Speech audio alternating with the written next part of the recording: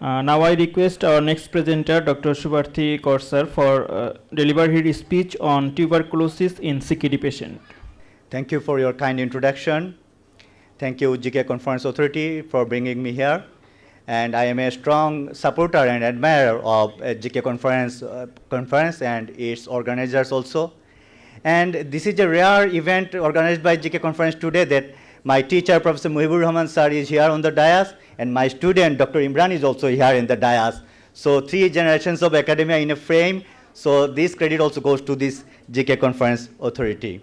So let's go into my talk. My talk is on tuberculosis in CKD. First of all, introduction. CKD is defined as functional and structural loss of kidneys for a period of more or equal to 3 months. And there is a 2 decades long definition we are using, although our conservation is regarding EGFR calculator, which EGFR calculator is valid for Bangladeshi population remains a concern when you are going to define a case of CKD. Tuberculosis is a bacterial infection prevailing affecting primary lungs and other organs, and tuberculosis is a common cause of death from infection worldwide. What is the Bangladesh scenario? This estimated incidence of tuberculosis per 1 lakh population is 221 with a mortality rate of 24 per 1 lakh population. And Bangladesh is one of the 30 high TB burden countries in the world and accounts for 3.76% of the global TB burden. Moreover, Bangladesh is one of the 27 countries who have highest number of MDR TB in the world. Extrapulmonary tuberculosis is of prior attention as a nephrologist today. It represents between 20 to 25% of all TB cases, and genitourinary tuberculosis has been estimated to be 6.5%. What is our country's scenario regarding CKD in Bangladesh? Overall prevalence of chronic kidney disease from a meta-analysis by Ghosh and Bonik says that the prevalence is 22.48%, which is much higher than the global prevalence of chronic kidney disease in the world, that is around 10%. So high burden of tuberculosis in a high burden of chronic kidney disease country.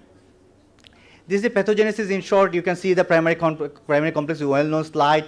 It may cause hematogenous spread, and it can lodge into glomerulus, cortical granuloma, and then shifted to proximal tubule, then loop of Henle makes abscess in the medullary granuloma forms.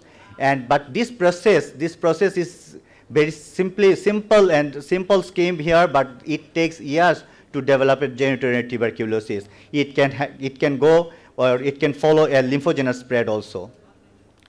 So as a nephrologist, our concern today is these gram-positive, strictly aerobic, broad mycobacterium tuberculosis causing tuberculosis, can it cause chronic kidney disease in the long run?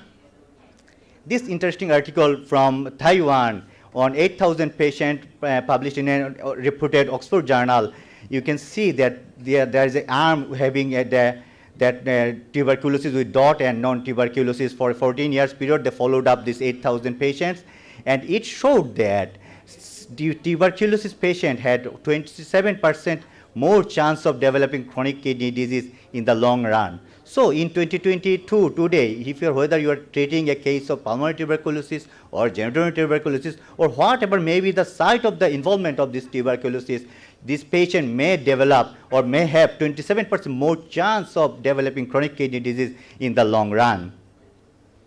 Similar data was found from 2 lakh patients from United Kingdom that CKD patients has more propensity to tuberculosis patient has more propensity to develop advanced stage CKD.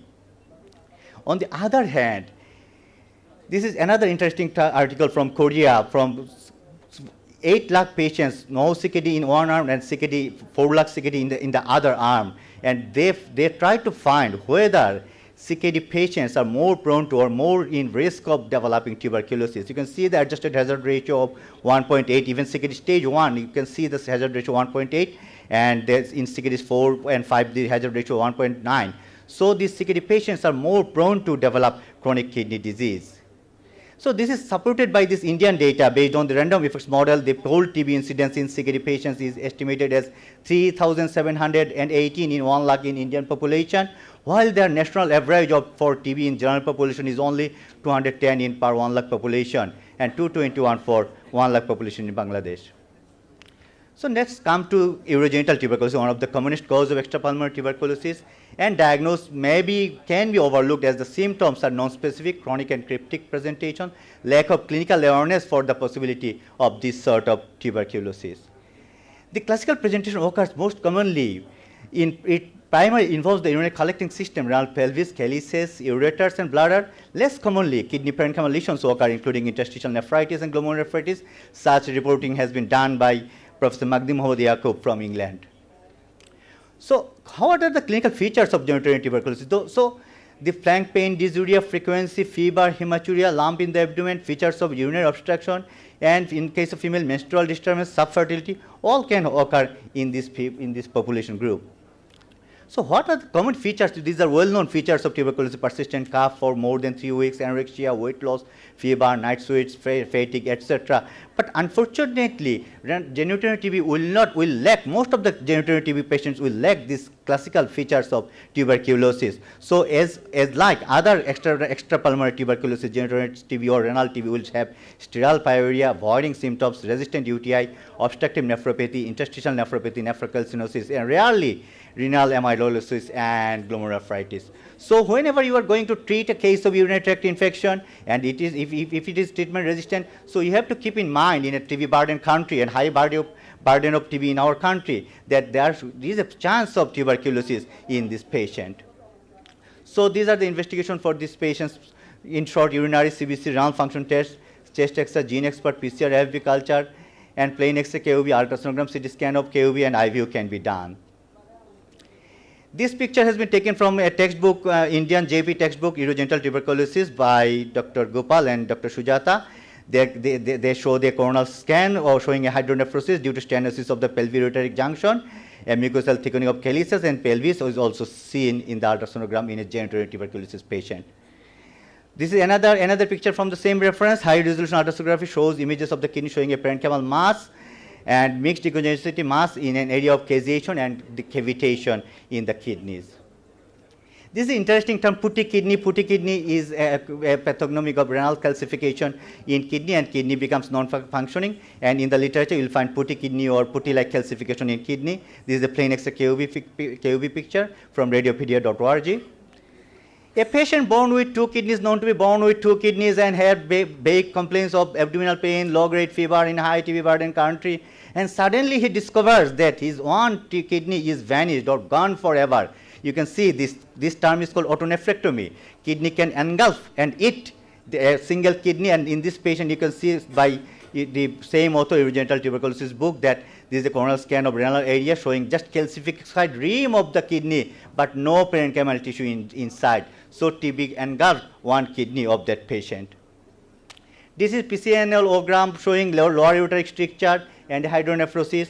You know that this occurs invariably in genitourinary TB patients. This is a cut section from a South Indian, from Kerala and Kochi, of kidney renal tuberculosis autopsy patients. You can see the caseous material beside the kidney, and you can see the cavitation in the right side having genitourinary tuberculosis. So other than diabetes and other nutritional factors, why our CKD patients are prone to develop tuberculosis? Granulocyte dysfunctions like chemotaxis, adherence and phagocytosis are defective, decreased interleukin-2 production by activated helper T cells, a defect in the co-stimulatory function of antigen-presenting cells, and persistent inflammatory state of monocytes, which is caused by the uremia persi as well as by the dialysis treatment. We have our national guidelines since 2021, the latest version, and you can see the tuberculosis regimen. They suggest for a new patient rifampicin, isoniazid, ethambutol, and pyrazinamide. This 6-month regimen, very well known. And they suggest a renal dose modification for pyrazinamide 25 mg per kg thrice weekly, and ethambutol 15 mg per kg thrice weekly. It is worth mentioning that many authors suggested that this should be that thrice in a week schedule is better to be given a 5 mg or 6 mg daily ethambutol or pyrazinamide. That will cause less toxicity and very good to the renal population patients. This is another suggestion by British Thoracic Society. They staged the CKD patient and they gave ethambutol full dose in CKD stage 1 and 3. And as our national guidelines says, the CKD stage 4 to 5, 15 mg thrice in a week ethambutol, and also moxifloxacin, no dose regimen, no modification needed for them. So Rimstar 4-FDC has revolutionized the treatment of tuberculosis in Bangladesh because it ensured more compliance, but it has become a hazard for our renal patients because our renal patients need split dose dosing for anti-TB treatment. But in my hospital where I work, Sylhet M.A.J. Osmani Medical College Hospital, and in all the 3 districts hospital of Sylhet division and all the upazilas do not keep their store do not keep this split dose, and they are posing the security patients in a state of toxicity and resistance too. Drug resistant TB definition, and our guideline says the intensive period of 4 to 6 months containing 7 drugs, beta-quiline, levofloxacin, clofazimine, ethionamide, ethambutol, high-dose isoniazid, and pyrazinamide, followed by 5 months of 4 drugs, levofloxacin, clofazimine, ethambutol, and pyrazinamide. Levofloxacin, ethambutol, ethionamide, and pyrazinamide should be modified according to the GFR level. Dialysis patients has been very neglected in our national guideline and should be included. Dialysis and transplant chapters should be included, and nephrology community has been also neglected in our national guideline. I did not find any nephrologist name in the contribution list or BRE representative. So this should be in our public health move in future, that our voice and our patients' voice should be included in TB guideline in future. So dialysis patients with ESRD undergoing chronic dialysis are 6 to 25 more likely to develop tuberculosis, and pyrazinamide drug itself is dialysable to avoid premature drug removal. Drugs can be given 4 to 6 hours before dialysis or after dialysis.